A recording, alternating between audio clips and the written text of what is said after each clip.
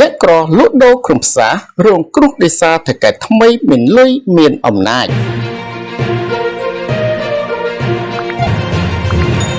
តមីខ្នងក្នុងផ្សារសឿចាស់ត្រូវបានក្រុមហ៊ុនវិនិយោគយកត្រាក់ទ័រទាញរលំក្រោយអាជ្ញាធរឃុំមិនទាន់ដោះស្រាយចប់នៅថ្ងៃទី29ខែឧសភាឆ្នាំ2025ស្ថិតនៅភូមិដំរីលើឃុំសឿស្រុកមង្គលបុរីអាជីវករប្រាប់ថាវាហាក់បីដូចជាខុសខើពេកហើយដែលក្រុមហ៊ុនស៊ីមច័ន្ទមករាបានយកត្រាក់ទ័រអូសទៅគាត់បណ្ដាលឲ្យបាក់បែកខូចខាត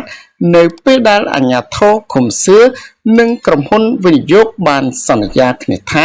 បើមិនទាន់ដោះស្រាយបញ្ចប់ទេមិនប៉ះពាល់តែនិយាយតែមាត់តែដៃធ្វើបណ្ដាលឲ្យរងការខូចខាតបាក់បែកទ្រព្យសម្បត្តិរបស់គាត់សំដៅឲ្យគាត់បានជញ្ជូនអីវ៉ាន់ចេញទាន់សូមឲ្យអភិបាលស្រុកមង្គលបុរី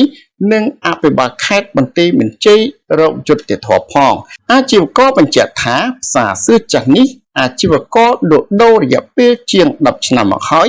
ដែលមានតូបប្រមាណជាង100តូបនិងផ្ទះល្វែងតែក្រោយអាជ្ញាធរបានជូនដំណឹងផ្សារនេះត្រូវបានអាជ្ញាធរឃុំសឿបានឲ្យក្រុមហ៊ុនស៊ីមច័ន្ទមករាវិនិយោគកសាងផ្សារថ្មីឡើងវិញមានអាជីវករមួយចំនួនយល់ស្របតែអាជីវករមួយចំនួនទៀតមិនទាន់យល់ព្រមនោះទេដោយធ្វើឲ្យការជួលរបស់គាត់មួយតូបតម្លៃ$3000ទៅ$4000ហើយមិនទាន់ទាំងសាងសង់ផងទារលុយកក់ចំនួន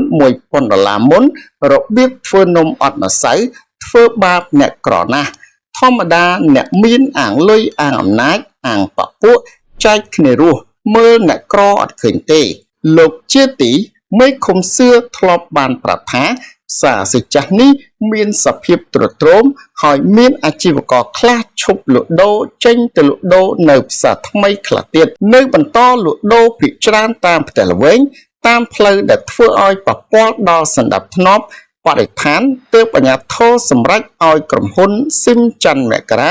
វិនិយោគឲ្យមានអាជីវករចំនួន70%យល់ព្រមតែ30%ជាផ្ទះល្វែងមិនទាន់យល់ព្រមមានការតវ៉ាសុំអន្តរាគមន៍ដោះស្រាយជូន